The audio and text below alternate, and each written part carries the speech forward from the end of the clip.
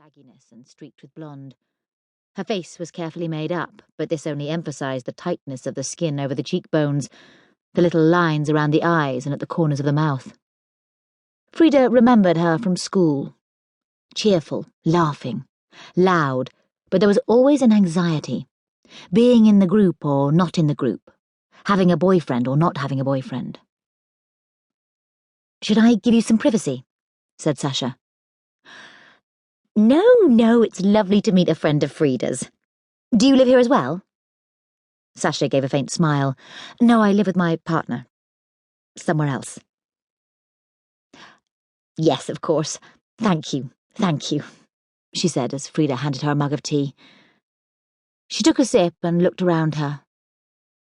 "Such a sweet little place you have here. Cosy." Another sip. "I read about you in the newspaper, Frieda. About how you helped on that terrible case with all those girls, and you rescued one of them." "Only one," said Frieda. "And it wasn't just me." "How can people do things like that?" There was a pause.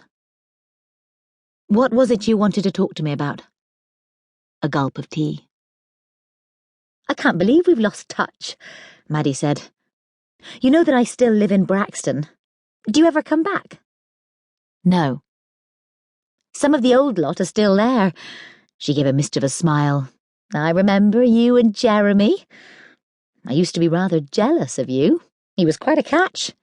He left, of course. Do you keep in touch with him?" "No." "I married Stephen Capel. Did you know him?" "We had some good years, but it went wrong. He's remarried, but he still lives nearby. When you phoned, you said there was something you needed to talk to me about." Another gulp of tea. Maddie looked around. "Is there somewhere I can put this?" Frieda took the mug from her. "I've read about you in the paper." "You said?"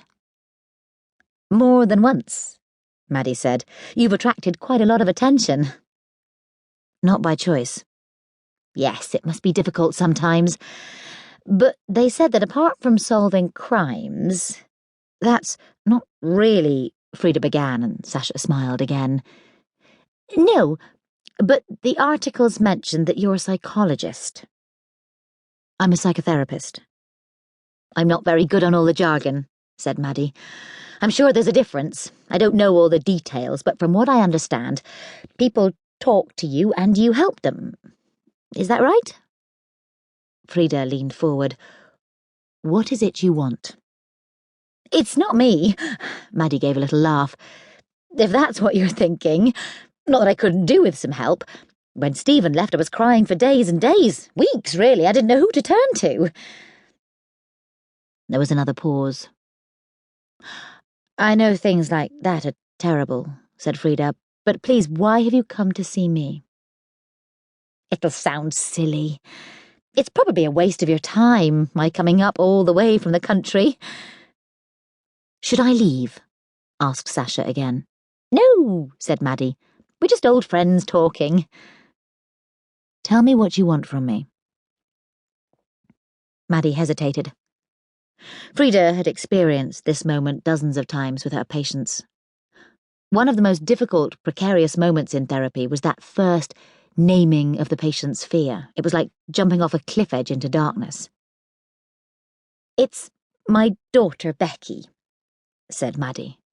"Rebecca, but everyone calls her Becky. She's 15, almost 16. Has something happened?" No, nothing like that. It's hard to put into words. Becky was such a sweet little girl.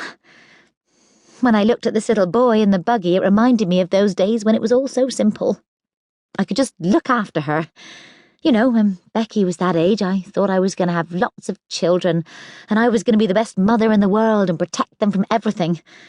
I was so young when I had her, almost a child myself, and then—" She breathed deeply, as if she were trying to control herself. "I couldn't have another child. And then Stephen left. It was probably my fault. I tried to hide the way I felt from Becky, but I didn't do a very good job. She was only 6, little thing, and I was still in my 20s and all over.